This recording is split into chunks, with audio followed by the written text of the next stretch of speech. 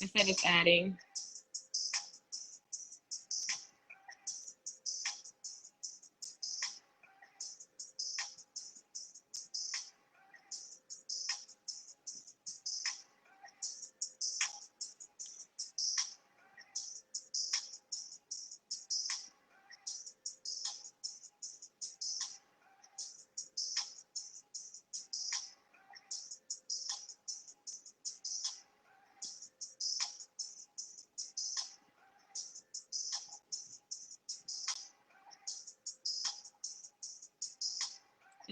It looks like it's thinking.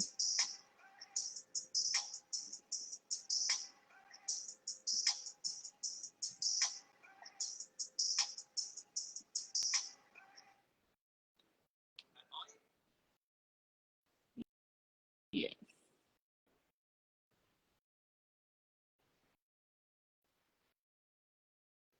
Yes. Okay, it's working. Oh my gosh. It's I'm working. so It's upset working. because I have my whole setup, got my new equipment. I was ready. Had my mic, had my earphones, but the devil be busy. Whatever. But I'm glad I think that it's just with some technical difficulties though. we'll charge it to that. We'll charge it to that. But I appreciate you coming on. I wanted to get a vet on here that's been in the game for a while to give these kids some, advice and give them your knowledge. Welcome to the Athletic Exchange. Appreciate This it. is like a new thing I'm trying out. Not really comfortable yet, but hey, you gotta step out on faith for things that you want to do. So we have Marcus Elliott on here, y'all. If y'all don't know, so if you can give the sport you play, the position that you play, and how many seasons you've been in overseas. Uh, I'm a 6'3" combo guard. Depending on what league, whatever I'm in, I play the point guard. I can play the two guard, or I can play the small forward because I'm physically strong enough to guard multiple positions. And I played. I started out playing high school. I was on varsity from freshman year all the way to my senior year. And then I went 2 years JUCO. I went Division One after that, and then I've been playing professionally for 15 years. What?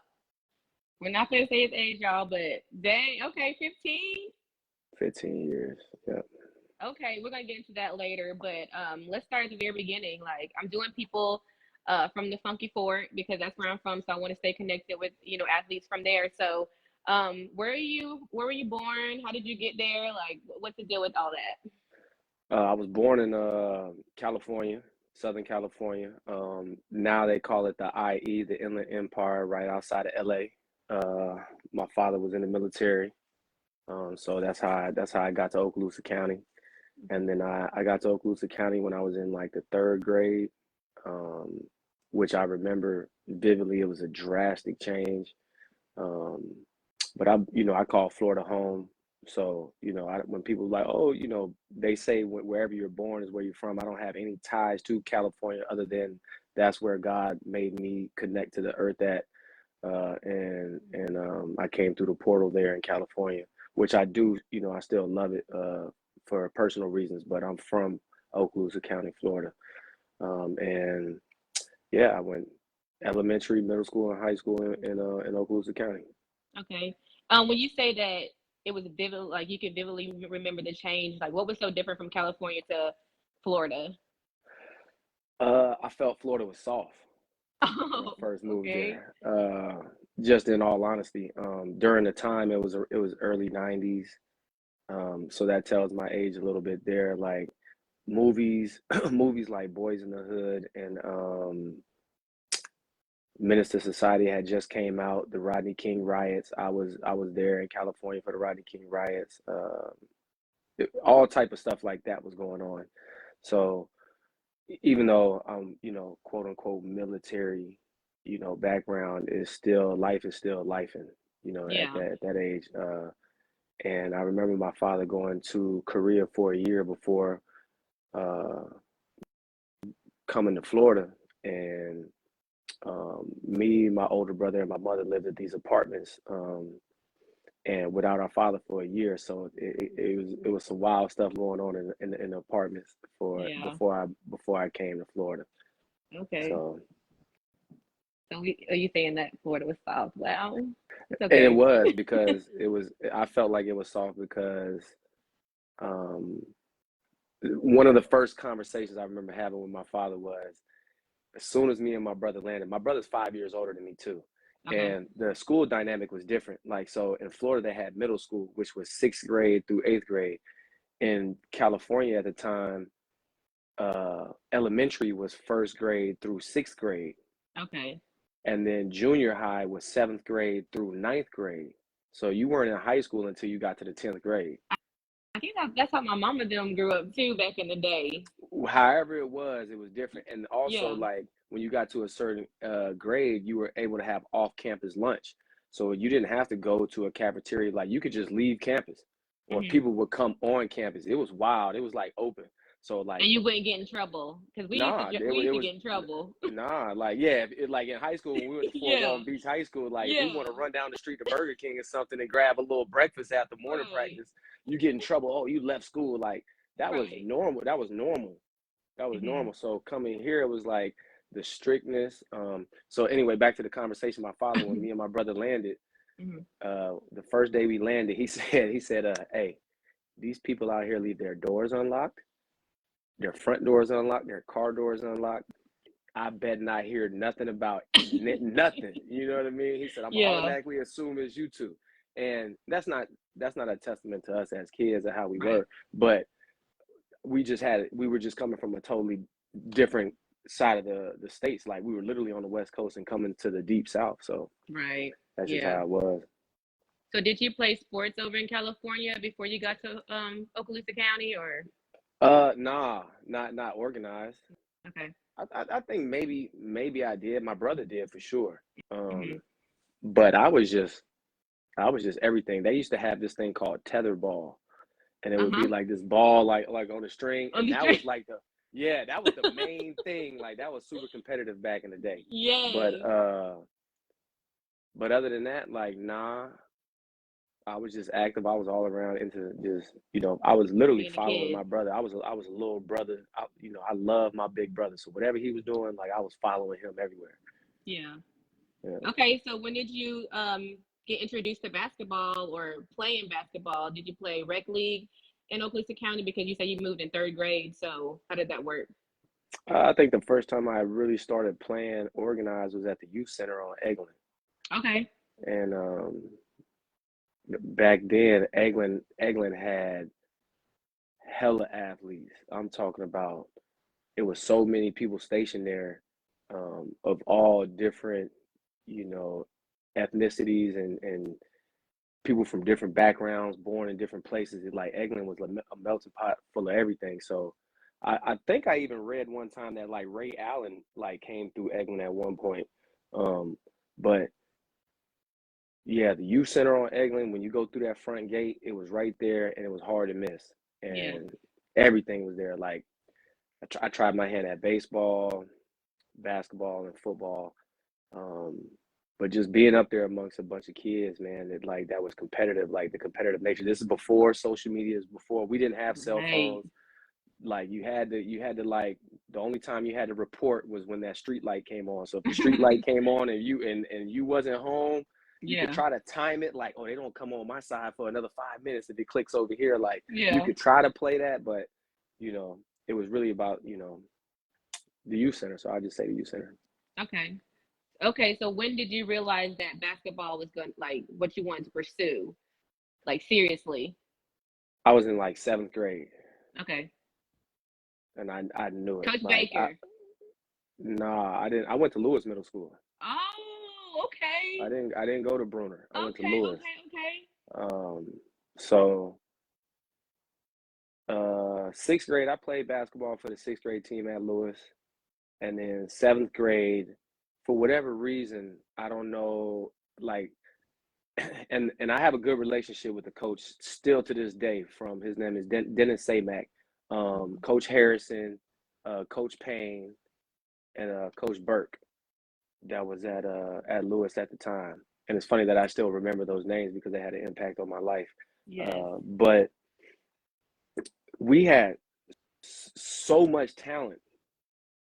Like, I'm talking about crazy. We had wild talent.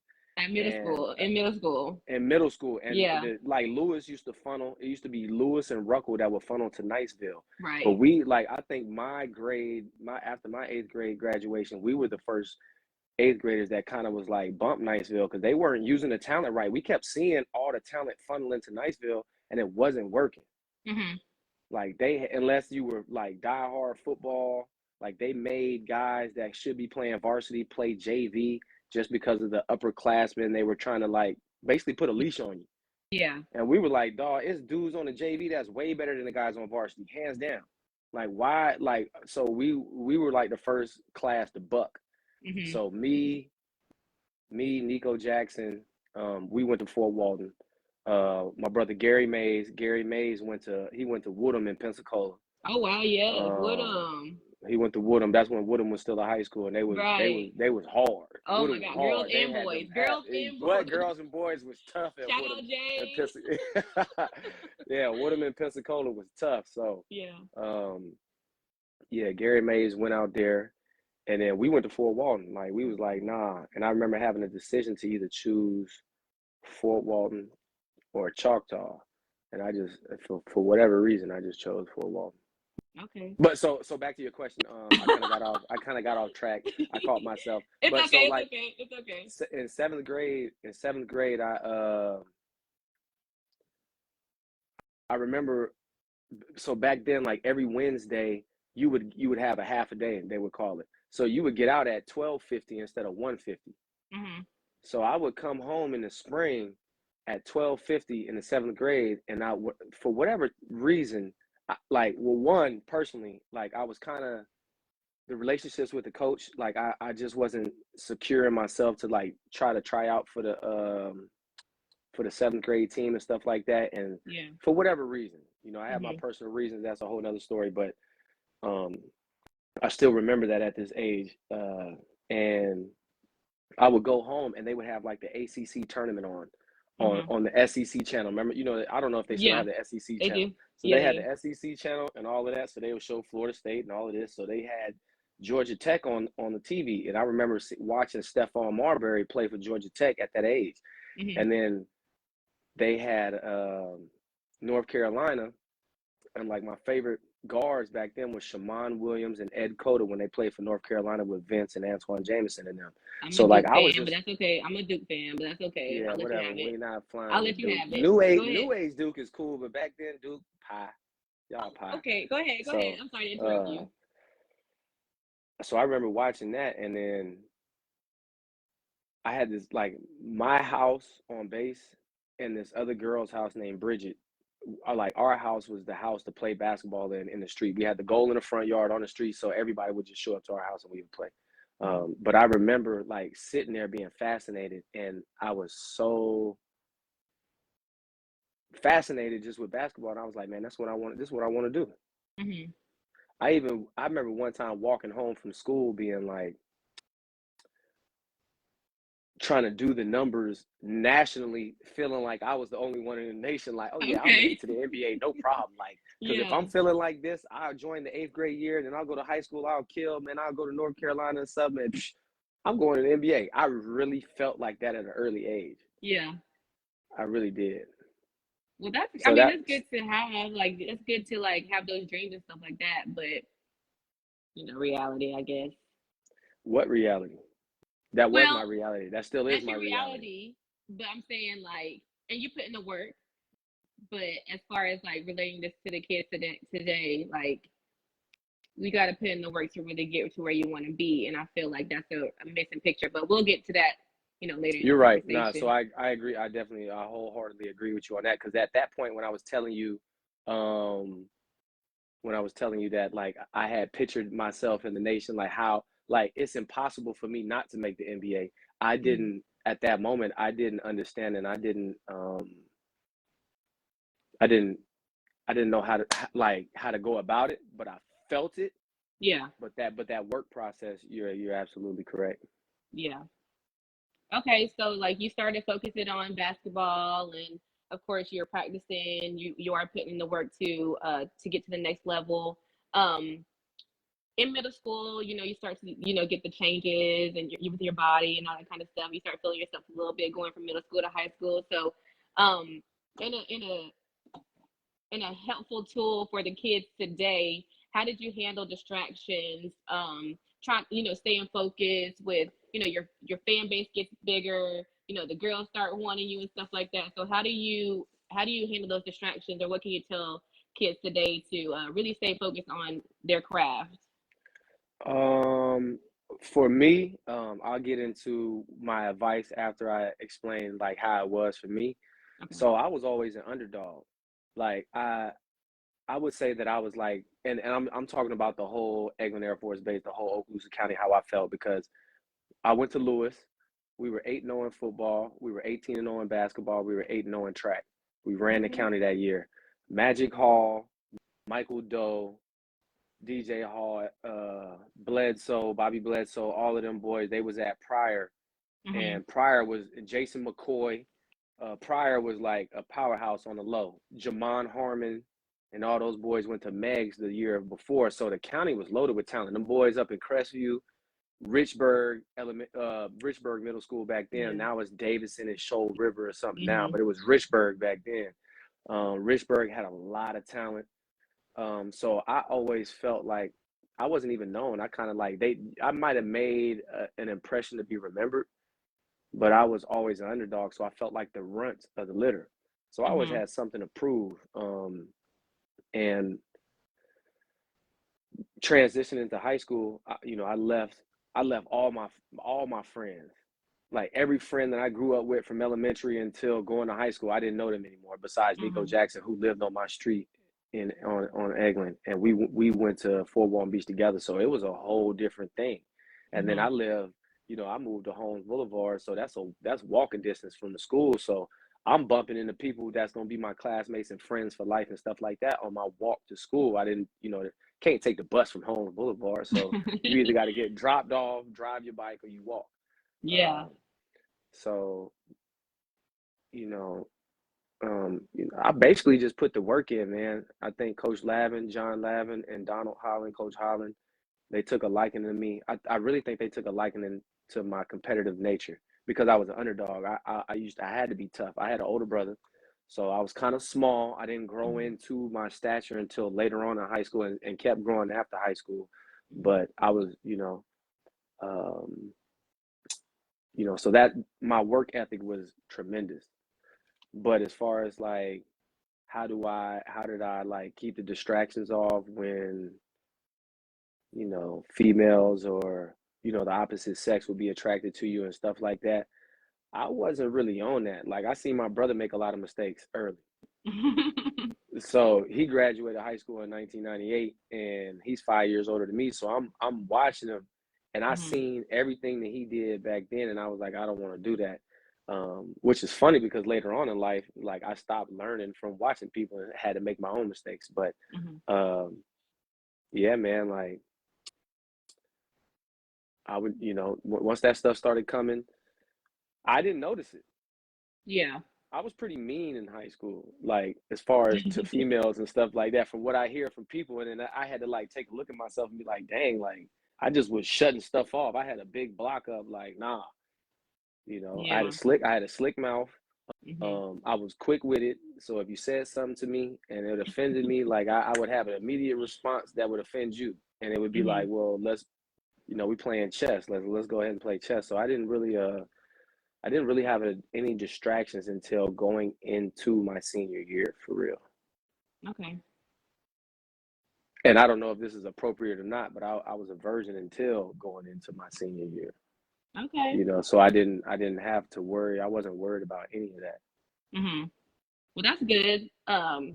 Because I hate to put them in generation, but it's changed a lot. Like the kids are different these days, and of course, everyone has their flaws and went through these things, but it's really different. Like they're on a whole nother level. But we just gotta give them guidance and stay in their ear to keep them focused, and they'll be okay.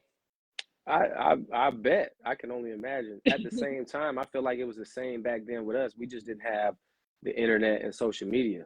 And Yeah. it was way easier to go undetected, and you could be way slicker because there was no internet trail, there was no paper trail, so to speak, about it. Yeah. Um, but the main thing for me also, I had ended up bumping into I've got a lot of best friends. I don't just have like one particular best friend. So I got a lot of best friends. And I ran into one of my life for life best friends, Roland Williams, and his father. I used to go to church with them, and I started Hmm. developing a relationship with God. And that's when like that I was more afraid of God than I was Oh of yeah. actually doing other stuff. Like I felt like if I crossed the line, I was gonna be struck by lightning like the next day or Hmm. doing the act. So that's how I Yeah. felt in high school, and that's how I thought in high school. Okay. So, as far as the game of basketball for you, how did it change from school to high school, then from high school to college, and college to overseas? As far as like the structure, the physicality, like what do you feel like the speed of the game, all that kind of stuff? What changed on each level that you noticed? From middle school to high school was pecking order. Um. You the little dog, you know what I'm saying? You definitely the Mhm. little dog. Shout out to Darius Lee, um, Jared, and a bunch of other guys. I think we didn't have him because Preston Shumpert and them was at Syracuse, Fort Walton Beach at that time before he went to Syracuse. And Mhm. like Casey Craig, Coach Craig's son, Casey Craig, and them, they had a they probably had one of the best runs of Fort Walton Beach history. So, like, they led the state. They had the record in the state for threes and games and all that type of stuff. So, just following that tradition, trying to come in and build on that tradition was one thing. That was Mhm. pressure. It was a lot of pressure. Uh, and then from going from Fort Walton Beach, I'll end up going the JUCO route first. I could have went D1 fresh out of for the record. I could have went straight to D1 from Fort Walton Beach, but Mhm. I chose to go JUCO route because I wanted to go high major. I felt like I was a SEC, ACC, Big 10, Big 12 guy. But I did have a lot of mid majors schools that offered me, but I was like, Mhm. nah. And no knock on my parents or nothing. They supported me 100%. I'm talking about they biggest supporters in life to this day is my parents, man. So they didn't really have the knowledge of like, this your dream, this what you want to do, like figure it out. So I had to figure it Mhm. out. So I ended up going JUCO. And my first year at JUCO, I went to Mississippi. When I got to Mississippi, man, I realized how amazing of a coach John Lavin and Donald Holland was. Okay. I was an 18-year-old freshman. I had like 21-year-old freshmen, 23-year-old sophomores at JUCO. Wow. And yeah, and one of my teammates was actually like 26, you know, at a Mhm. JUCO, still pursuing his dream for whatever reason, you know what I Yeah. mean? And their basketball IQ was horrible. Mhm. Like, That's excuse crazy my when you think about their language, age and where they should bruh, be. that shit was horrible. Like they didn't know how to come off a screen. They didn't know how to like move into a screen. Like we used to have a lot of boring practices sometimes at Fort Walton Beach with a lot of fear involved in it. But Yeah. their basketball IQ was horrible, bruh. And Mhm. Coach Lavin and Coach Holland really drilled a lot of gems into us that I don't, like I tell everybody to this day, the toughest program I ever went through was Fort Walton Beach High School. Straight up. Okay. You know what I'm saying? Straight Yeah. up. Fort Walton Beach High School was the toughest program I ever went through. Uh, Mhm. and there's still a lot of brothers that I see chiming in on this live that's watching Mhm. that experience the same stuff with me that attest to like we spent more time with them than we did our family, bro. That's the Like truth. that's how much we were in the gym at Fort Walton. Mhm. So Mhm. they raised us. They raised us right. They did the right thing, man. Coach Lavin and Donald Holland did the right thing. They raised us right, man. But That's so, dope. going from Fort Walton to college, I went to Bruce Stewart at OWCC, which is now in Northwest Florida. Mhm. Um, and the first thing I noticed was how crisp the passes were. I Mhm. had went and watched the Twins play Oh yeah. or practice over there, Ronell and Donnell Stewart, Mhm. and they like and Kedrick Brown and them, and their passes were like it looked like when somebody's like it might be in an argument, they like playing one on one, and you checking it up, and it's like they dang near about to hit you in the face with the ball.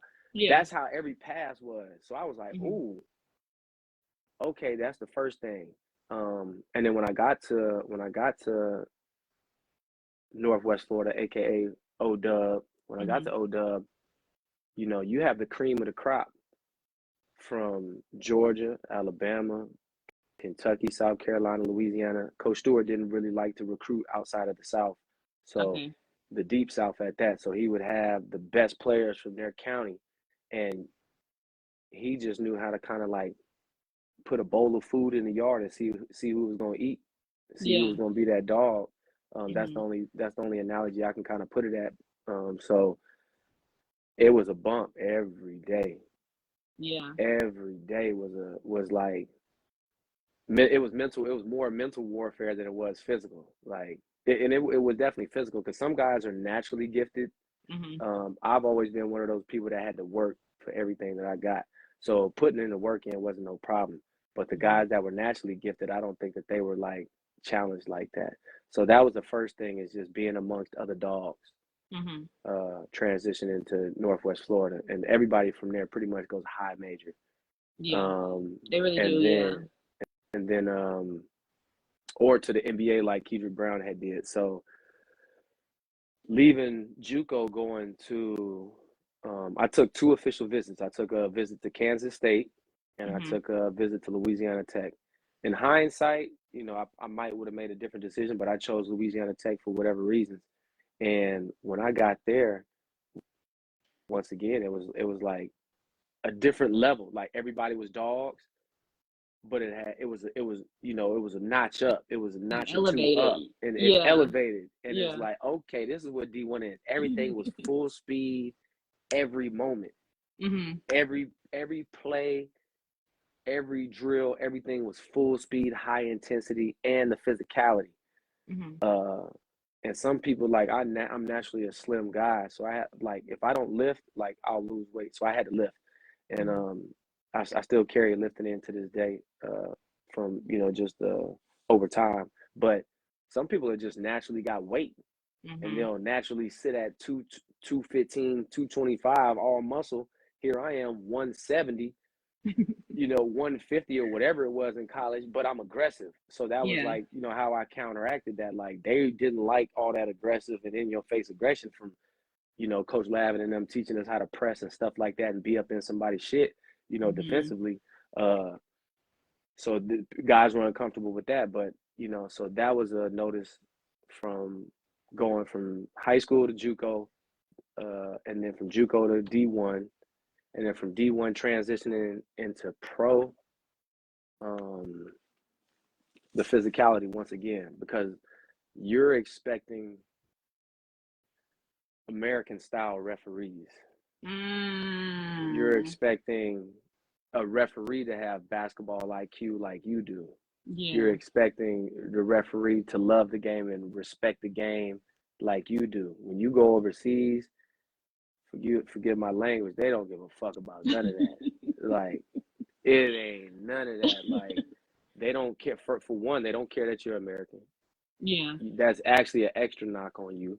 Mhm. Um, they know you're probably getting paid more than your local teammates or something like that. And Yeah. that's not always the case though. That's not always the Okay. case, but this is what people outside looking in might assume. Mhm. So they're gonna let you go through it. They're gonna let you get elbowed. They're gonna let people play with you. Like Yeah. I'm talking about, I'm talking disrespectfully Yeah. to where you like, hold on, like you want Yeah. to really like lose your stuff right there and let's hold on, you run the fade right now. We got to run it right Mhm. now, but Yeah. you got to think and be like, dog, he doing this because he probably getting paid peanuts, and I'm getting more than him, and he's just trying to knock me off my stuff because his coach told him to do that.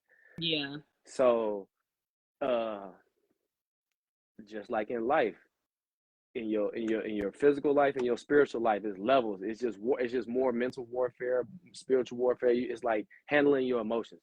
I'll put it Mm-hmm. that way. It was handling your emotions. Um, yeah, so I'll say that. Okay. That was kind So of drawn out. My bad.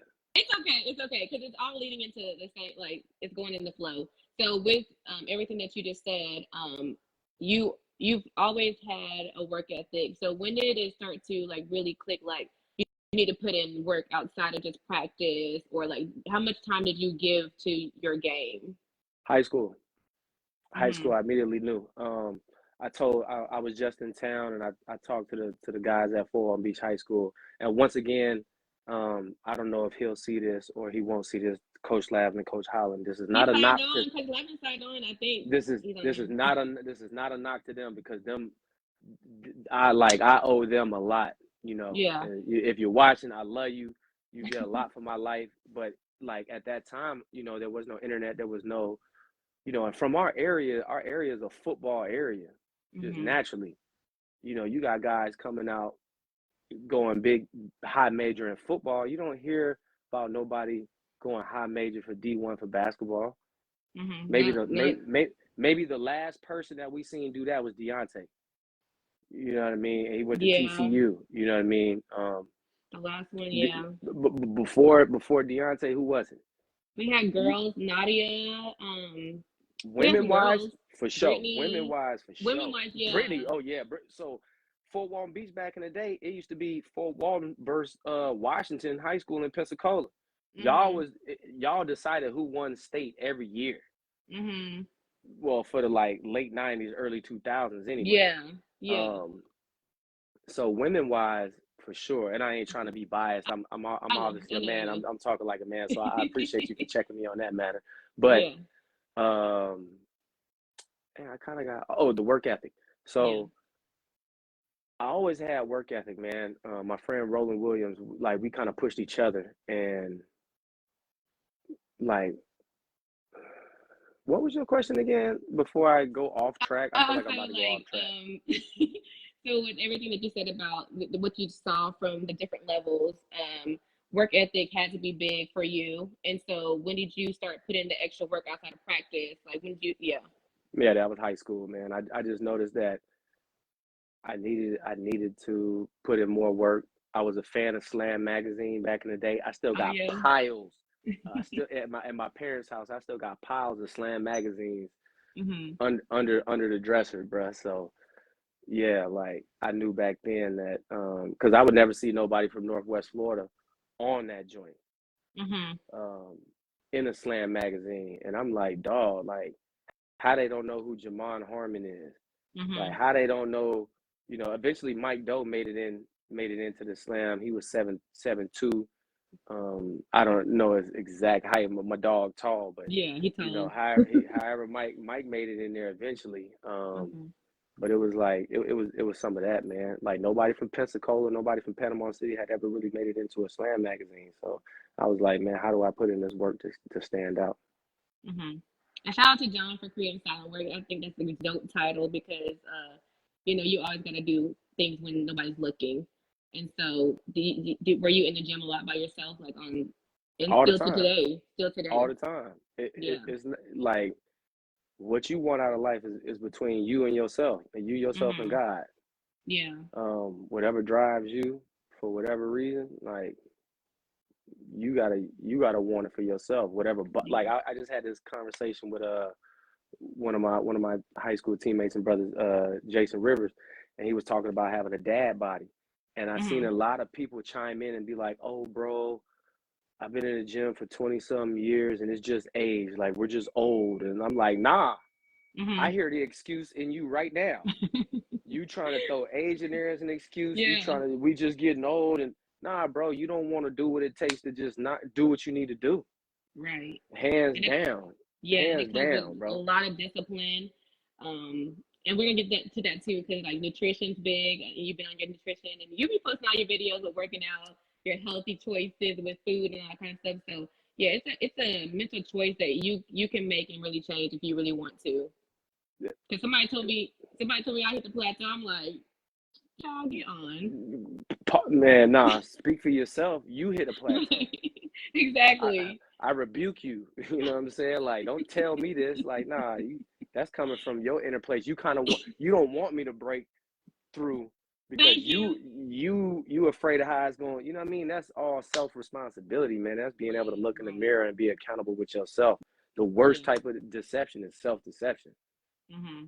So Okay, so we were talking about your route, your from you went JUCO first, then D1 and all that kind of stuff. So, but how was the like for the kids and the parents? How was the recruiting process for you? Like, were you getting a lot of pings from schools, or like what did you do? Did you send out video? Did Coach Lavin send out video? Like, how did that work for you? Because everybody's journey is different, and a lot of parents don't have the knowledge, or they don't know what it takes to get your kid out there, or for yourself to do it for yourself. So what can you give on that? So this is where I was going with the shout out to John Lavin and all of them. This is where I was going with that part of it. So I think when I was coming up, our county and the high schools in our area, we were just a funnel to the JUCOs around the area. Coach Pons had left Fort Walton Beach and was the head coach at Gulf Coast Community College in Panama City. Bruce Stewart was at OW. You got PJC, Pensacola Junior College, which is now Pensacola State, college. So I feel like, and there's no knock to the coaches. That's just what was tradition, and that's just I want to say the extent of the knowledge or connections that people had at that time was to funnel us to the JUCO unless we stood all the way out. Exactly. You know what I mean? Then you got the Alabama JUCOs, and you got the NAI schools and D2s and stuff around the area. So you had to do something different. So I remember my freshman year, sophomore year, and junior year going to Tallahassee team camp. Everybody went to Tallahassee team camp. We went to the FAMU. We went to, FAMU, TCC, and Florida State team camp. You know what I mean? And I just remember going there, and I had a thought to myself, like, bro, I'm putting in a lot of work. And I'm putting in a lot of work, way more than my teammates, and I know I feel like I'm standing out. So I'm like, why do I feel like I'm a mouse on a wheel, a hamster running and I'm not even going nowhere. So I had to switch something up. And shout out to, one of my best friends, Roland Williams. His dad ended up taking him to this camp called Colonnade. It was in Birmingham. And they used to hold it at Birmingham Southern, and it would be between Birmingham Southern and another school out in Birmingham. So I kind of missed one year. He actually talked to my dad, all that. It was like, yo, I'll take him up there. And I missed it the first year, my sophomore year going into my junior year.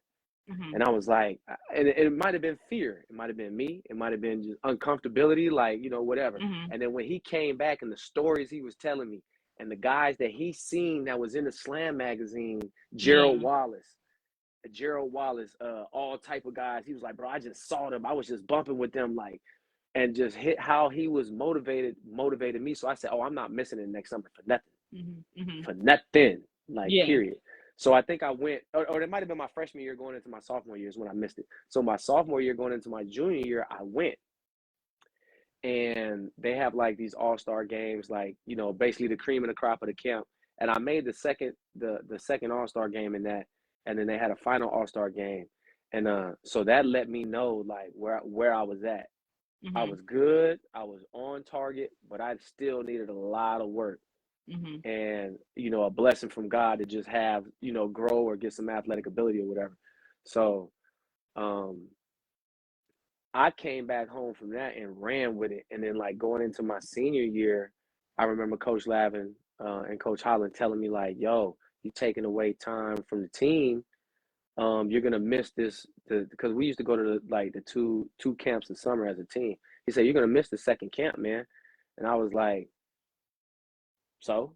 And I had an attitude problem back then. Like I really did. Like my delivery was horrible. It was all of that. So I was like, and like, I haven't got anything from going to this camp. Like, what am I still going for? Now I'm going to try this over here because I see these coaches in this gym. So I'm going over here. And I ended up playing for Breakdown AAU. They seen me, shout out to Coach Lavin again. took me to a camp in Cocoa Beach, and they ended up seeing me in Cocoa Beach at a camp in Cocoa Beach that he took me, I want to say a couple cats from Choctaw and a couple cats from Niceville, Raymond Morgan and Marcus Alexander and a couple guys from Niceville.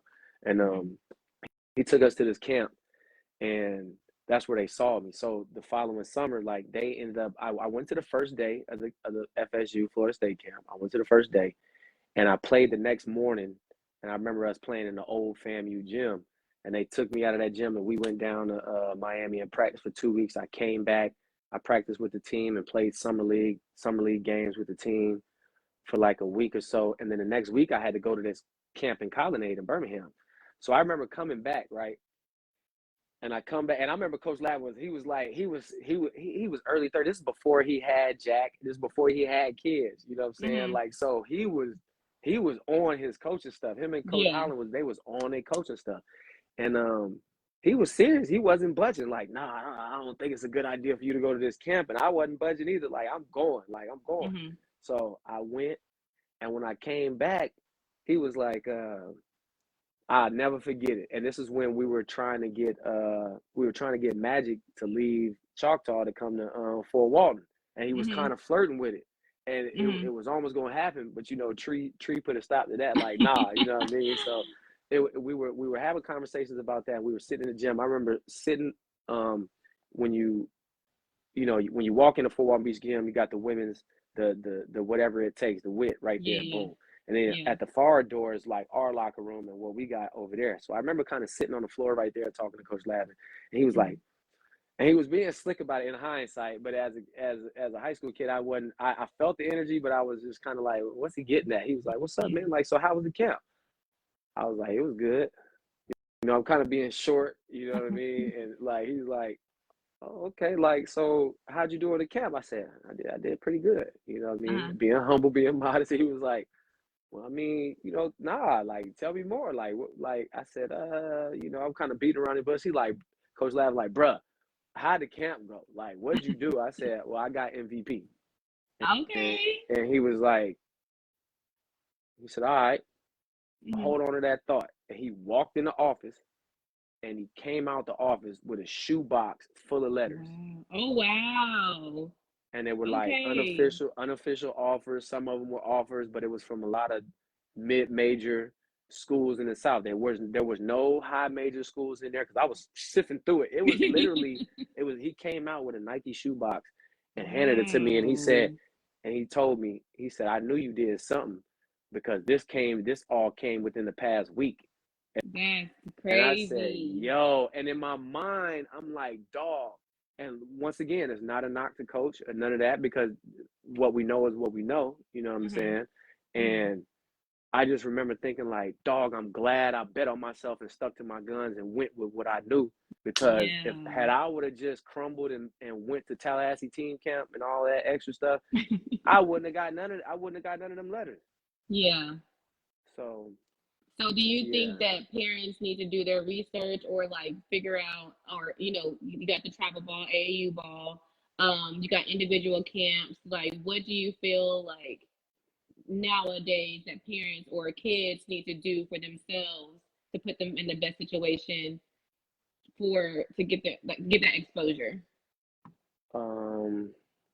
Because that worked out for you, which was perfect. Like, MVP, you can't beat that, and then all that happened for you, but that might not be the situation for everybody, but they still can get themselves out there to be seen.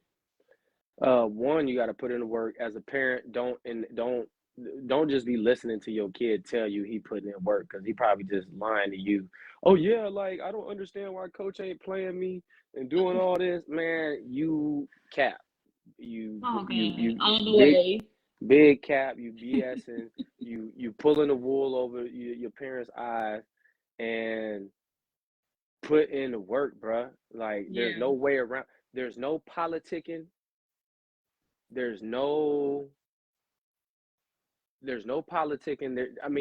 There's no who like, oh, my parents knows, this guy, like, hey, my parents might kind of like help out with a couple fundraisers over here. That work outweighs all of that. Period.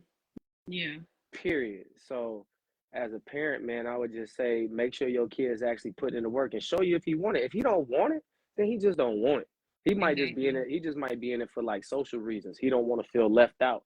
He want to be a part of, he just want to be a part of something, which is fine. Yeah. Nothing wrong with that. But don't let him that new phrase that I don't like, gaslight you. Gaslight. Don't let him Yeah. gaslight you to Yeah. thinking that he's trying to get a scholarship for this when he really, it ain't in his heart to do it. No. So like, and also parents wise, like find a coach that's going to push your kid, and don't like, most parents, like my parents and your family, how your family is like, it takes a village to raise a kid, so people today don't want people to talk to their kids some type of way, like that's why the mother sucker disrespectful, or he or she is disrespectful. And I heard KJ, your cousin, another one of my best friends, I heard Uncle Ronnie say one time, and me and KJ was sitting around, and Uncle Ronnie said, man, you either discipline them now or you pick them up from the county later. Ooh, And I said, that's a oh, word. that's stuck with me to this day, because I know who it came from. And I remember exactly where I was sitting, where I was listening to it, and I said, dog, that's a bar.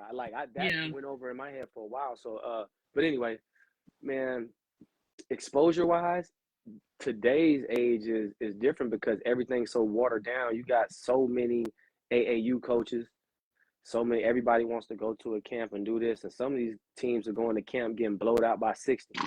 What? For what? That's a money grab. Yeah.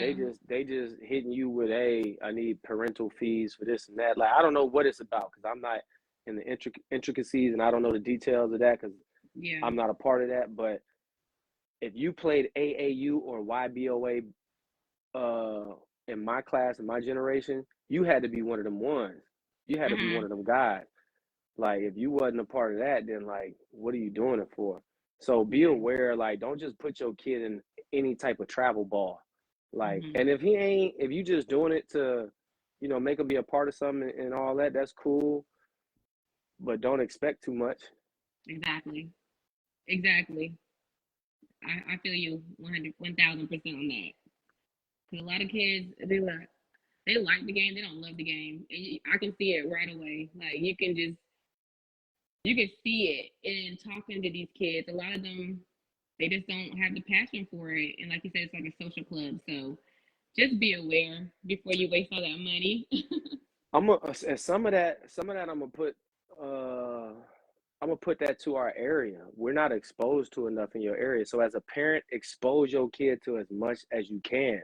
Yeah. I had a conversation with one of my brothers from Niceville. He played for Niceville. His name Dewan. Um, I think his son plays at Fort Walton right now. And I was telling him, man, like, let him go out of town. Let him go see them boys in Orlando. If there's a Mm-hmm. tournament in New Orleans, let him go to New Yeah. Orleans. Let him see, because the more he sees, even looking out the window during that car ride, it's expanding their mind.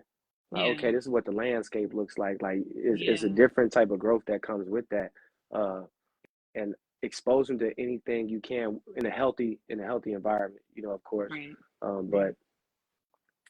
expose them to as much as you can. If you can take them to a pro game, if you can take them to the New Orleans Pelicans game, if you can take them to a Florida State game, if you Mm-hmm. can take them to that classic that goes on in Northwest Florida where Oregon and them just Mm-hmm. played, Mm-hmm. take them to Mm-hmm. that. Let them see it. Let them see it. Because they let them see it, they're gonna look at the speed, they're gonna see the size, they're Yeah. gonna be like, oh, they're gonna notice everything from layup lines to on through. Mm-hmm. Dang, everybody in layup lines dunking like, oh, I'm behind the curve. Like, I need to get on my shit, basically. You know what I mean? So Magic.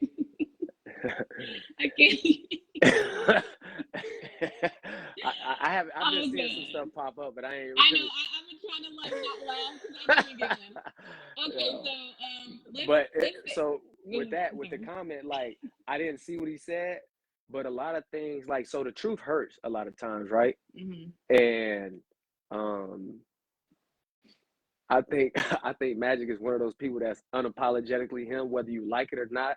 And it might not always come across the right way, but when it comes to the kids and like what he means well for the kids, like Mm-hmm. the truth can and might rub you the wrong way. And Yeah. I think that I think that he's good. He's excellent in that area. Yeah. But you know, Okay, so how were you introduced to overseas ball? Like, how did you get that information, or did you have an agent right away? Like, how did that work? uh, your cousin, when he was stationed in Albuquerque, he told me to come out. He was like, "Yo, I want you to come. Leave 4-1, come out here with me." They got a D League team. It wasn't the G League back then, but the Okay. D League was kind of getting started up. So I went out.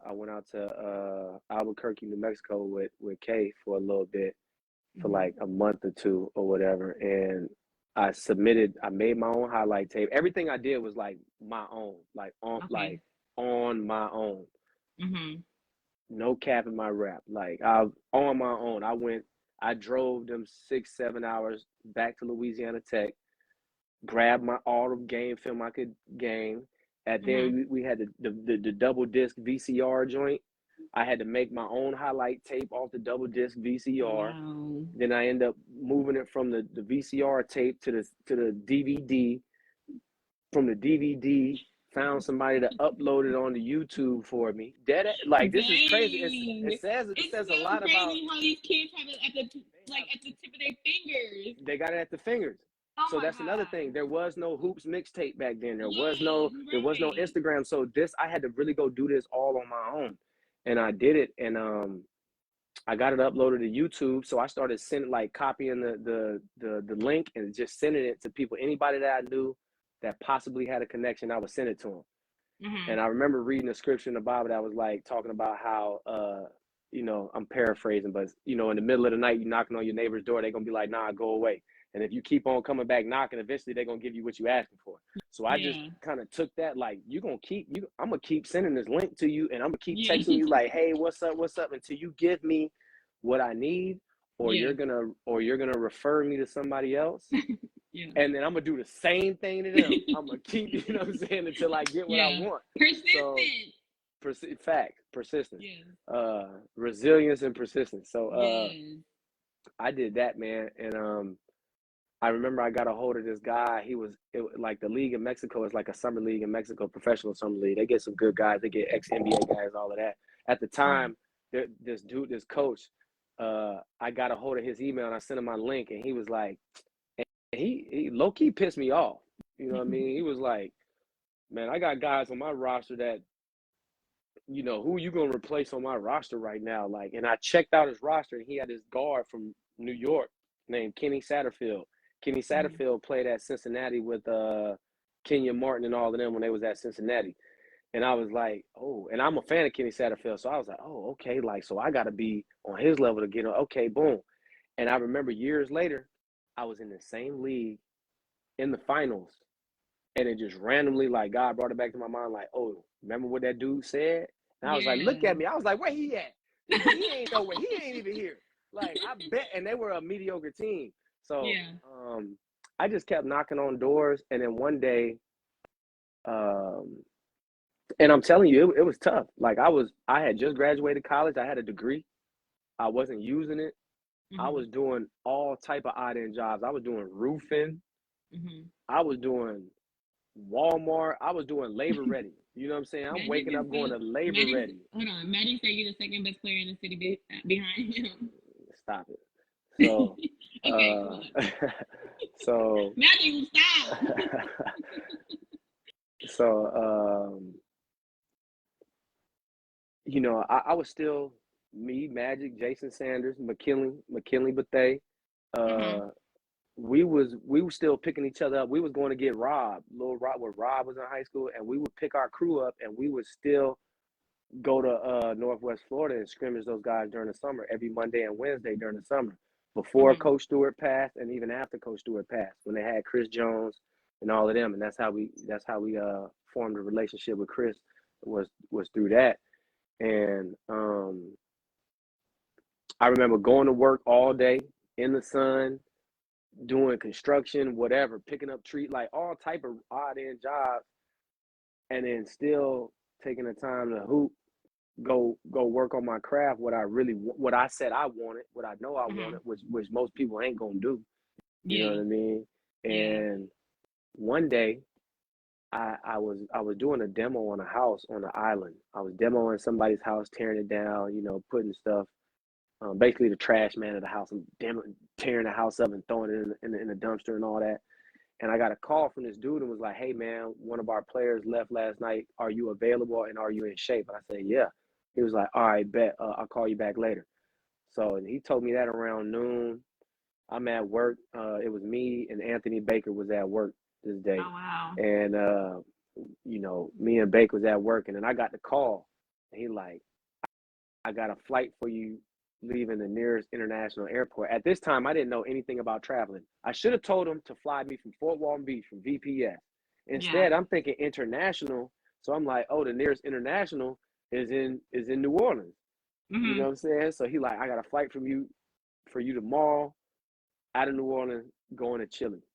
And I didn't know this dude from nothing. Never seen him before. Oh Didn't wow. didn't know who was picking me up.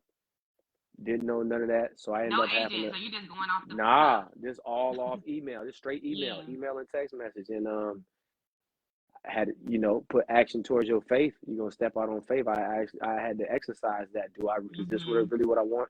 So I stepped out on it. And the night before, my pops was having a crazy conversation with me about organ trafficking and stuff like that, which is crazy. He was like, "Yo, don't get drunk at no bar out there and end up in a bathtub full of ice." And I'm like, "Why would you say this to me the night before I leave?" You know what I mean? Like, you had all this opportunity in the world to talk to me about all type of stuff, but Yeah. he just Yeah. he just kind of hit that with me. And yeah, I hopped on the flight, got there, and I actually had a game the like a day later. Wow. And then And you've when been I over like you've been playing ever since. ever since, I mean, Wow. I've had my ups and downs in the business wise because I once again nobody in our county played overseas besides Preston Shumpert at this time, maybe Kelly Wise. Yeah. Yeah. So and then like they don't come back enough or didn't come back enough to educate the guys coming up under them. So like Mhm. this is just all a crash course for me. Yeah. You know what I mean? And I'm just learning this on my own. Yeah. So I've had a couple of stints where I've had like I went droughts without jobs, had to learn money management, all type of wild Yeah. stuff, and I've had highs and I've had super lows. You know what I Yeah. mean? So Yeah. yeah. So what I'm sure you've been a lot of places now. What has been like your favorite place, like scenery wise, that you've seen? Because I mean, it's a blessing that you get to travel the world and see all these different places. So, and I'm sure some areas are more stricter than the others. So, what has been the most beautiful place you've been in? I've been to a lot of beautiful places. I can't just like just narrow it down to one. Hmm. If I had to choose a top three, it would be Hong Kong, Caracas, Venezuela, and I would say Mexico. Okay. Um, and I'm okay. The fans, when you watch these games, like the fans, they seem like over the top. Like they're passionate about athletes over there and like the basketball for sure. Like it'd be basketball and soccer, I guess. I don't know. But do they really put you guys on a pedestal? Like the gyms be packed and crazy No, it just depends on where you at. where you are. Yeah, so like most of my career, I've never played in Europe. I've always played in a Latin American market or I played in the Asian market. Okay. So in the Latin American market, depending on where you at, they're soccer first, you know what I'm saying, and then basketball or whatever, basketball and then whatever comes after that. But in Venezuela, baseball was number one. There's a lot of Oh. Venezolanos baseball. There's a lot of Venezuelans in the MLB, and then basketball was number two. That was my Mm-hmm. first experience in Latin America with a banging basketball environment. Mm-hmm. Like arenas sold out. They come in like it was like, oh, okay. Mm-hmm. In like Argentina and Uruguay and like Brazil and places like that, it's more of they do have a strong fan base now. Early on in my career, it wasn't like that. It was more like depending on what teams you're playing against. Mhm. And if it was a rivalry game or something. But they do get like certain teams do have a strong fan base because most of them are actually neighborhood teams. Like it's a Okay. team that's in the neighborhood, and like they'll have the team logo tattooed on them because that's their hood. Like they Yeah. represent where they're from, so they're gonna show up regardless. They don't care if it's a T-ball game. They showing Yeah. up, um, Mhm. and they loud and ignorant with it. Like they're going all out. So, but in Asia, like basketball in Asia, it's hit or miss. Like the Philippines, basketball is number one. Yeah. They love basketball in the Philippines. Mhm. Like that's on a whole nother level. But they're so respectful and polite and loving. So it'll be like, they gonna cheer for both sides. They just love for basketball. You know what I Okay. mean? Like they just Yeah. love basketball. Yeah. But some other places it can get very disrespectful. Yeah. Okay, so Tay told me when he was overseas, I guess somebody thought he was Ray J. So has anybody over there thought you were somebody or that you resembled somebody? I mean, typical light skin stuff. You look like Steph Curry. You look like Klay Thompson. Just Yeah. depending on the time or the era or the whatever. Mhm. But yeah, I guess. Okay, quick little break. We're gonna play this little game called This or That. You just say which one or the other, or you can say both. Just depends on what it is. So, do you like cardio or weights better? Both. Both. I mean, Leg. No, like, just like no, no, no, no, both, no. both, both, Just both. leg day or arm day. Arms. Okay. Men be forgetting to do their legs though, but well, I'll give you that. Okay, so you from So Florida. I use my legs every day playing basketball. So why am I Okay. working out on my legs? Like I need to, Okay, okay, okay, okay. Swimming pool or beach? beach, TV or read a book? TV. Okay. Why do you say it like that? Okay, Keep it now in the bed. you live up north kinda now, so winter or summer? Summer. Okay. Ooh, Wingstop or Buffalo's Reef? The old Buffalo Reef, this new Buffalo Reef, I don't know. The The old old one, one. the old one for sure. Yeah, Wingstop, Sausage or get out of bacon? here. I know. I Uh, had two experiences with Wingstop, and people can hate me, but they have not been on point. I think it depends on the quite like if people are really like back there trying to be excellent at what they're doing. Like it's always the quality and the love you put into the food. So Well, somebody just tell me what to order and how to order them my wings because they have not been on point. Okay, sausage or bacon? bacon, Do you like to be passenger or driver? driver, Vanilla or chocolate ice cream? vanilla, Okay. Oh, Sunset Park or Blue Chips? blue chips, Okay. Are you a morning person or a night owl? both. Okay. And regular M&Ms Depend. or peanut? That just depend on Oh, the day. okay. Regular M&Ms or peanut M&Ms? Peanut. Okay.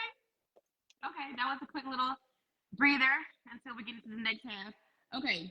So we have a few more questions, and then we'll be done. Really chill conversation, so I appreciate this.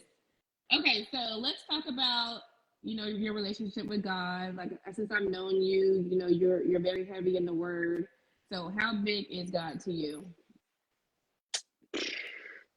I'm only alive because He allows me to be alive. So Mm-hmm. you tell me.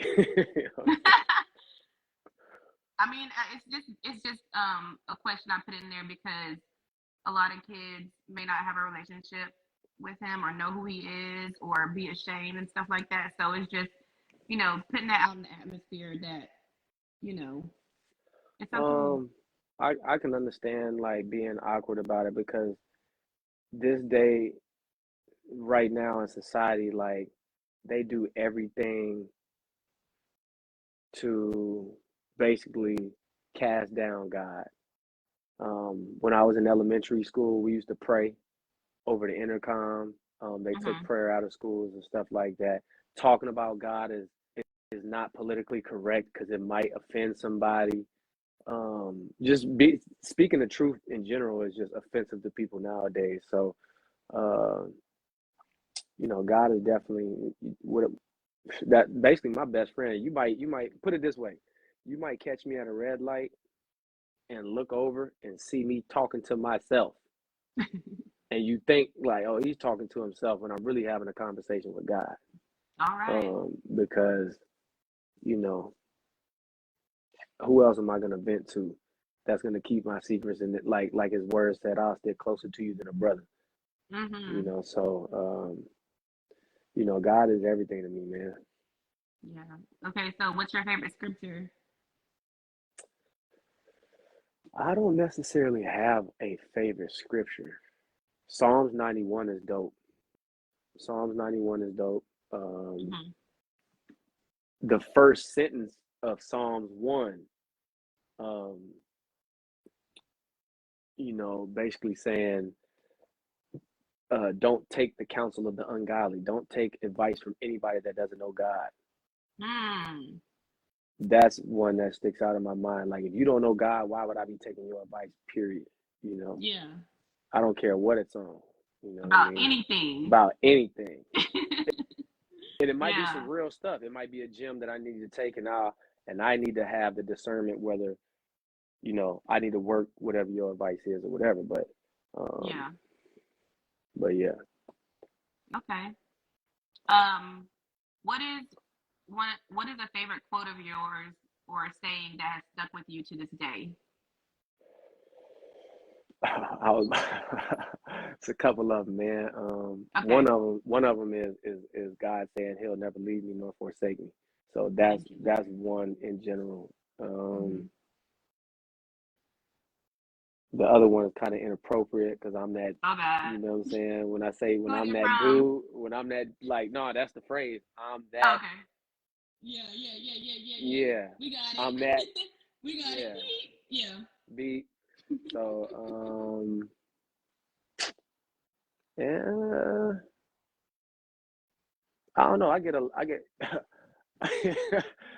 There's this Jadakiss verse, man. I love Jadakiss, man. So, and it's kind of harsh, but he said something in a song one time. He said, I don't even care if y'all like me. If y'all hate me, I hate y'all. Okay. And so, like, not necessarily the words, but that's like the attitude you gotta have. If you hate me, I hate you too. Like, Hmm. so what? But Yeah. two sides to a coin. I'm still gonna conduct myself respectfully. I'm gonna walk in love at all times until you cross that line, Crossing. or Yeah, whatever. yeah. So Right. it's a fine line. You gotta be able to discern, certain things. But that's a phrase, I guess. Okay. Have you accomplished everything you wanted to with ball yet? No. What do you still have as far as like goals for you with ball? Um, Becoming a Division 1 NCAA coach. On that coaching staff, I definitely want to do not a short stint, but a long stint. I do want to, I got other goals I would say, but I'm not gonna speak it right now. Okay. But on that side of ball, as far as playing, Yeah. have I accomplished everything? No, because I never touched the NBA.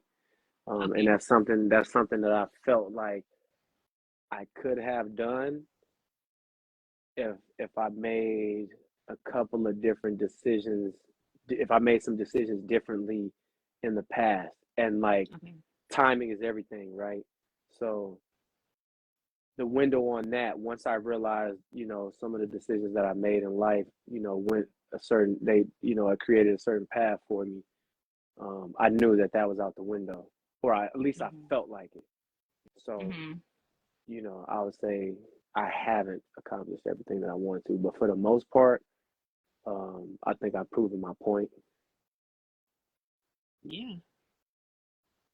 15 years professionally, like that's really, really good, and it's still going. So I think that's super commendable. Um, and I hope that it continues with whatever you want, with outside, off the court, and on the court.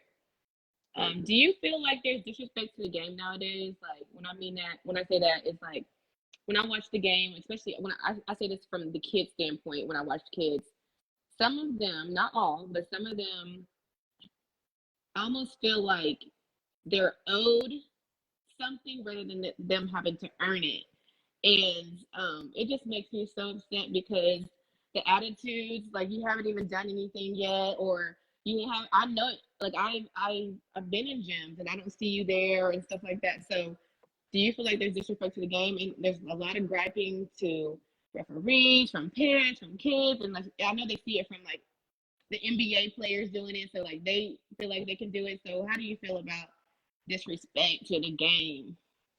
I think disrespect to the game has always been around. Mm-hmm. I think it's always been there.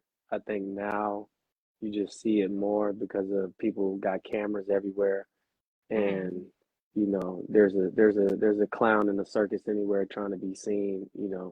But as far as kids, like you just said, you be in gyms. I be where y'all say y'all at, and y'all not Yeah. there. Mm-hmm. So let's say we're in Fort Walton Beach. It's only so many gyms available at certain times, and I don't never see y'all in there. Mm-hmm. Not in the morning, not in the afternoon, not at night. So how you gonna tell me you want this? Mm-hmm. You you fronting. Um, you said something else with your question that I should have. It'll come back to me, but yeah, I think you know refereeing one thing is a hard job. It's so hard. Golly, it's a I hard didn't want job. it. Dealing with I parents, tried it. don't let Y'all that can have parent it. get there and just be wanting to show out, or he didn't had a few and he in the stands like, hey, critiquing everything. Because if you're a referee, man, you can really call a foul on every single play. Yeah. Like you have to pick and choose, and then like refereeing is tough, man. My hey, shout out to Troy. Oh no, Troy. old head Troy been refereeing for a Yes. long time. So what's the other brother too that go to Beulah? Perkins. No, Oh, Eric. nope. I Oh, forget his what's name, the? man, but it'll come back to me, man. He been Okay. refereeing for a long time, and we used to give them problems in Destin Community Center, City League joint. Mm-hmm. But yeah, man, I think there's disrespect in the game, like all around. I think, like I said, man, you can't out politic the work. Period. So Yeah. you might have the gift of gab, or you might have connections, or your parents might know somebody, or you might be able to rub shoulders and talk your way into a situation. I'll It leave is that that Roy alone. Spencer. Huh? It is that Roy Spencer. Roy too. Yeah. It's a lot of guys in the area that's refereed, man. So, but yeah, I do. I feel like there's disrespect in the game, but that's always been there. It has. Um, I'm not gonna get on the whole disrespect to coaches and all that kind of stuff because I could talk about that for days, but it's just a lot. And I mean, I hope that kids realize that they have to, they Jeff really, Skate. Yeah, oh, okay, man. okay, okay. Yeah. But just like I hope they realize that in order to get something, you have to, you have to pursue it with effort, work ethic. Um, how do you feel about NIL now that that's around? I like it, man. I like it. I don't really necessarily wish the NIL was around when I was in school, but I wish you were able to transfer without having to lose a year. They Mm-hmm. really they thugged the system for guys for so long, and now they kind of like, oh, this NIL is causing problems. Because what people don't know also is this NIL deal. So say, oh, well, this kid signed to this school because they're giving them 500K on an NIL deal. Yo, business people are shady. He might not be getting that whole 500K. Yeah. He might only see a buck 25 of that 500, Mm-hmm. and then he's got to transfer somewhere else to go pick up the peanuts somewhere else. That's just what Yeah. they promised him, because a lot of times now that's just used. That's disrespect of the game, Mm-hmm. part of the game. So they'll Mm-hmm. use that NIL now to lure a kid in and get him to sign, and then they don't stand on their word. They don't follow up with what they said they'll get that kid. So, but I Yeah. like it, man, because when I was in school, man, like I said, I went on my official visit to Kansas State. I went on my official visit to Louisiana Tech. The off-campus checks are two different things from both of those schools. Mm. Had I been educated on that a little earlier, that might have swayed my decision. Mhm. But I love my decision. I love Louisiana Tech. I love my alma mater. Yeah. But had I would have known what that was, Yeah. I might Eyes have wide been open. I might have been at Kansas State. You know what I'm Yeah. saying? Yeah. Um, so I just like it from the aspect of that you basically you can't you have to keep it a band. You got to be real with these kids now. You can't be lying and oh, you're in my system now. Now I got the control. Nah, the players took the control back now. So if you Mhm. if and it could be a good or bad thing because it's the same thing. If a kid is putting in the work and he's focused in college and he's not getting the playing time for whatever reason because this other kid has an NIL deal or whatever, he can leave Mhm. and forget what you saying. This other coach said I'm gonna come over here and get this time and play. He can go play, and that might be the make or break him in his career and his life or whatever. But so I like the NIL, man. I like the transfer portal. I like all of that. What I don't like about the transfer portal, even though you didn't ask, is that it hurts kids coming out of high school. Right. Yes. It hurts those guys. It does. But once again, if you are who you say you are, put Mhm. in that work and you're going to get a scholarship anyway. Right. So So a once lot of again, it goes back to you can't out politic the work. yeah, that's true. A lot of people talk about how the NIL can distract kids from wanting to play. I guess wanting to play or like stay focused on why they're really there. Mm-hmm. Because they are making money, and so it's like, okay, I'm making this money, so yes, I'm going to play basketball, but to what extent? Like, am I going to give my full effort because I know I'm going to get money, or am I going to still, give the same effort that I was before? That's pretty easy. Like if I know that I'm making this money and I want more money, I'm gonna do what it takes to get more money. Mm-hmm. Some people, Simple. no. So, I mean, everybody doesn't have and that mindset. true. Yeah, But guess what? If you don't work and do what's necessary to at least maintain the money that you're getting, you're gonna fall off. yeah, And then that's a lesson that might hurt and it might right. bring you through some depressed or hard times. But you're gonna be like, man, once I get my foot back in that door, Yeah, I'm not letting my foot off their neck. yeah, So either you gonna fold or you gonna rise. Like it's one of the two. yeah. All And it's right. easier. So, That's easier said than done too. You know what I mean? yeah, Like you could say you're what you would. young. You're getting money that you ain't never seen before. Hey, they say what? So that scripture, money is the root of all evil. It's not. The Hmm. wrong attachment Yeah. to money is what is evil. So, but it also can help you. You know what I'm saying? It Hmm. can fuel you. So I don't know. Yeah. So you said that you got your degree. When a lot of kids, I don't want to say a lot of kids because I was in the same boat. Um, Student athlete is a real thing. So at first, like first and foremost, you're a student. You're a student first. So you have to maintain your grades. You have to do enough to, you know, be able to play. How important was it for you to get your degree? And like, what advice do you have for the kids in the classroom? Because it's really important. Get your degree. If you're ineligible and can't play because you ain't making the grades, you not a hooper. Yeah, Period. straight up. You're gonna do what it takes to be on that floor. Mm-hmm. So show up to class, bro. Just get it out the way. It's really easy. If you showing up to class every day and just you can sit in the back, you can sit in the front, you can sit where you want to do. But if they see you showing up every day and you just being cordial, you're gonna pass. Yeah. I would want you to actually go to college and know what you want to study because I didn't know what I wanted to study. Like Same. it took for me to get out of college for years to be like, I'm interested in that. because all I was Mm-hmm. interested in was basketball. Right. But man, if you can't make the grades, you're not a hooper. Oh man, Yeah. if I wouldn't have sat out and if I would have been on the court, man, you trash. You're not a hooper because you had to sit out. Right. That's bum. That's bum shit. You a And bum. who you benefiting You on a the bench if bum, you and say you you're hurting your that? teammates. You hurting your Yeah. teammates, and now they looking at you. Your word doesn't mean anything because you can't stay on the court. Right. I can beat you 1-on-1. How much money is that making you? Where's your NIL deal out of that? Yeah. Right. And it's like these teachers, like you can build relationships with them, and it's so easy. Like you said, show up to class, do your work. It's not that hard. Ask for help. Like it's okay to ask for help too.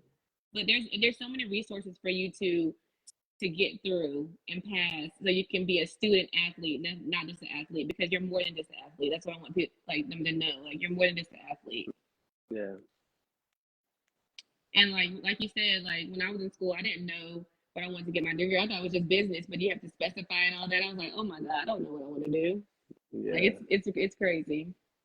Okay, so we're winding down. So, are you like you recovering from an injury, and like what has that been for you? What is the injury? What is it? I was recovering from a herniated disc.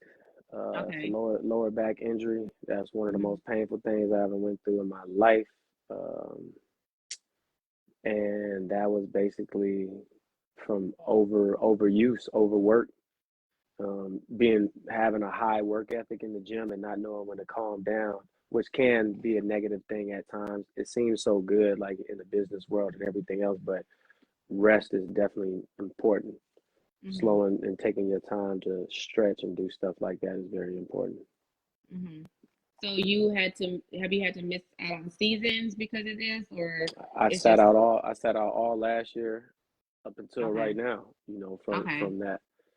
So, which actually put me into a mental state that I had never been before. Like, if you know me, you know I love basketball. You know I love working out. You know I love cardio and weights. Um, Hmm.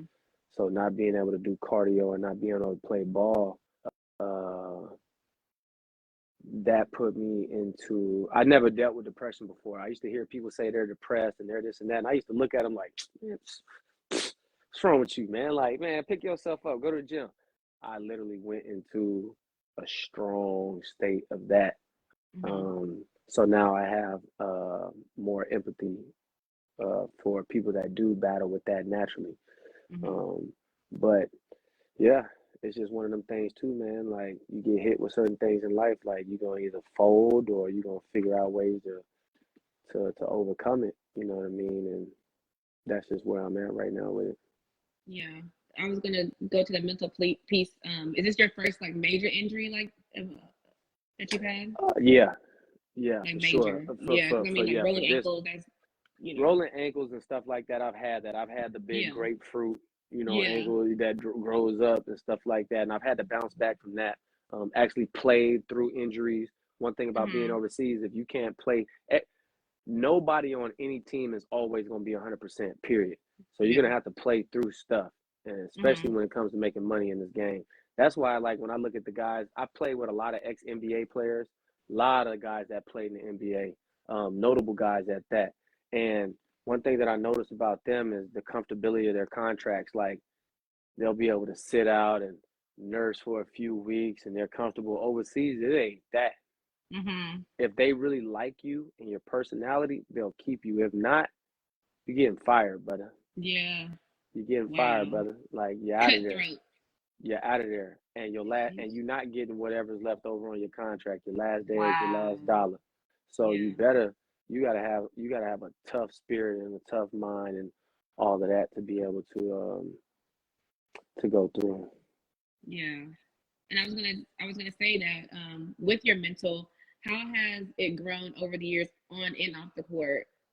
Um, on the court, I mean, like getting through adversity when you have bad games, like you not may not be on, or like you said overseas, like the referees be letting y'all bang for real. Like how have you grown mentally in that aspect? And then off the court, with age, like we hope to mature So, like, how have you grown mentally with, life and this journey with patience and growth and all that kind of stuff? Um, I thought about that when you sent the question over beforehand. One of the things that I really grew mentally, this is like for leadership. I remember me and McKinley was going on Herbert Field playing ball early in my career, like probably right as it was starting. And I remember playing pickup, you know, in the gym, and I remember coming down the lane and dunking on somebody Mm-hmm. and being very disrespectful vocally afterwards, like in his face, talking trash, whether he deserved it or not, whether he was talking, and I just kind of like did all this, you know. I remember walking onto the court as the next game started up, and I had looked over at him, and it was almost like God was telling me, like, look at what you did to this man. And Mm. I looked over at him as he was on the bench, and he just was sitting by himself, and he looked demoralized. Mm-hmm. And it was like, you're a leader of men. You need to be able to lead better than that.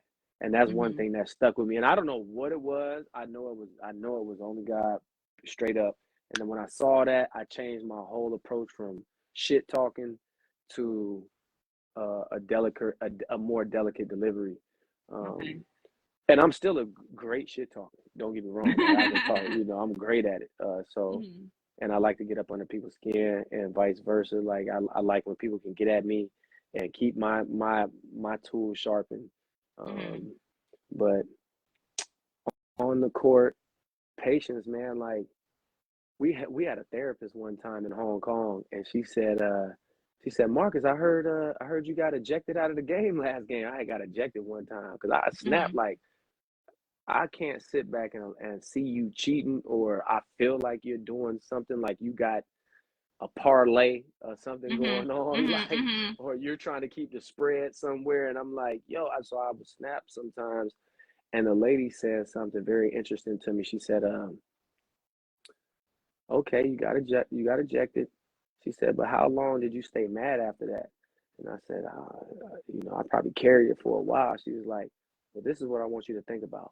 Whether a referee did you right or did you wrong in the game, think about how angry you are and how long do you want to stay angry, because it's going to affect your performance. Do you give yourself a time limit? Are you going to give yourself?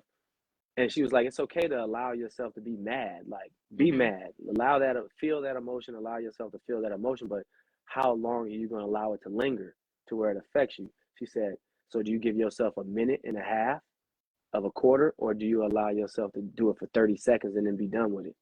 Mm-hmm. And I really sat back and thought about that. I think I left and had a beer and was thinking Mm-hmm. about that, like, yo, I get it. So sometimes in the moment and passion, like it'll get out of hand. But that's something that I grew mentally off the court, man.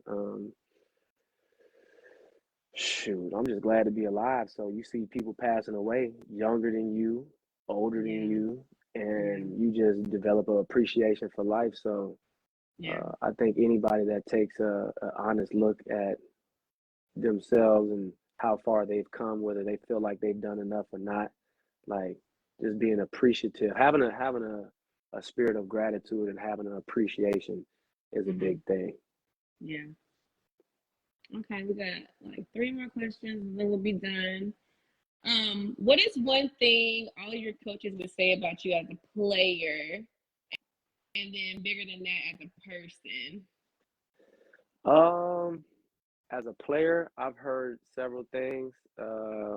My coach at Louisiana Tech told me that I was a jack of all trades. Basically, he was saying that I don't have one thing that I'm just excellent at, but I do everything, well. Yeah. That stuck with me, and I think that's true in a lot of aspects. Um, and just coaches being able to see that I have a natural love for the game and a natural love to work out. That's something that coaches have. Most of my coaches have told me. One thing also is that I had anger issues Oh. because I was snapped. But that Yeah. I had to realize that That's another part of growth, which kind of ties into your last question, that everybody doesn't love this game like I love this game. Everybody doesn't want to compete at the level that I want to compete at. Everybody is not taking this shit as serious as I'm taking it. So I would snap and I would be like borderline disrespectful when it, at times to whoever. Didn't matter who it was. Like, I don't care who's in the gym. My parents could be in the gym. I'm going to snap. I don't like, this is how much I care about this. So that was something that some coaches had brought to my attention, and they didn't really understand, but I think that they kind of get it. And I get it too if I've never told them, or, should they run across this. Like, I definitely appreciated that because I had to sit down and think about that. Yeah. I like that. Positive, and it's not negative, but it's something that you needed to open your eyes to. You got to be accountable for it too. That is it. I love that word. What's some advice? Okay, so what's some advice you would give kids that look up to you and want to play on the next level? Keep working.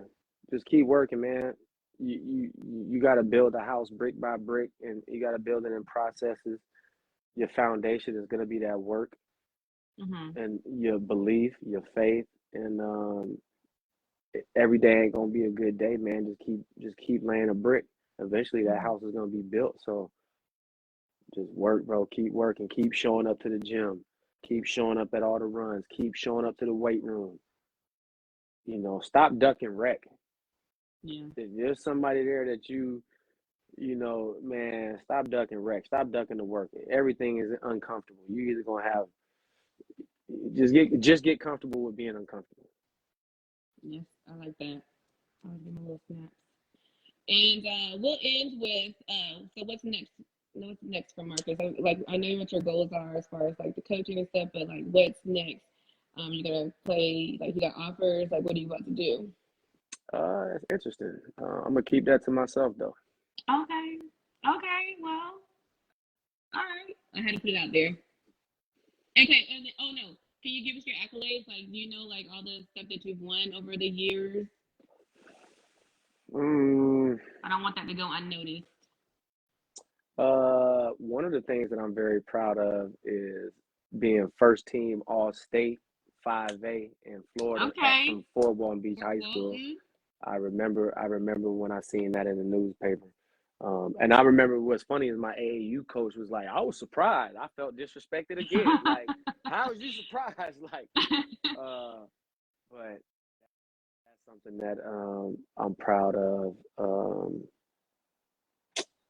I think I made all tournament team when I was playing for Louisiana Tech. There was this tournament at Texas A&M that we played in, and we didn't have really a good showing as a team, but I got this little like crystal glass trophy thing from Texas A&M, the Texas A&M tournament. That because that was something that just basically was like solidified that I was decent in college for whatever manner. MVP for the ABL, the IGN Basketball League, which has seen a lot of great players come through there. I got an MVP for the local league in Hong Kong, and a championship in that league. Championships with following both of those MVPs, which was amazing. But I want to say the one that I really am probably most proud of was the championship in Argentina, my first championship that I was able to be a part of for San Lorenzo, a team based out of Buenos Aires, Argentina. That, like, once I won that, I kind of felt like, damn, all the work that I ever put in was like, now, like, I was a pro before, but now I'm a pro. Like, it's stamped that I'm a pro because I was a champ. And other than that, man, I would say beating Choctaw for the district championship in 2021 and 2001. You just wanted to get Magic back on here. Hey, not really.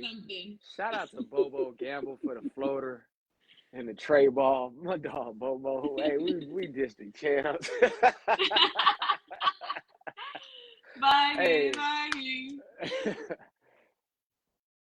All right. Well, I want to thank you for coming on here. Like, it's been time well spent. Great conversation, great knowledge to the kids, and just like your story. Just a little bit. I know you have more, but I just want to thank you coming on the Athletic Exchange with me, and thank you all for watching. We had like it was like 20 plus. Oh, that's really good for me. The entire time. Oh, funny. No. Oh, Oh, so yeah, snap. just like, it's slow wins over here, baby. I am not. Hey, a win is a win. I feel I am you, yo. over here. This is fulfillment for me. Just having conversation and steady people watching. Thank you. Spread the word. But Yeah, I no always end problem. with love your neighbor as yourself. So that means don't forget to love you. Thank you again, Marcus. Have a good rest of your day. Man, thank you. Thank you for having me, and I appreciate everybody that tuned in for you and for us. But shoot, have me back on any time, any topics, or something in the future. I'm down. Okay. All Definitely. right. Well, whenever I figure out where you're at, I'll call you overseas. Or I might just be here in the States, or I might just pop up in the Maybe. fort. You know what I mean? Okay. Okay. All right. All right.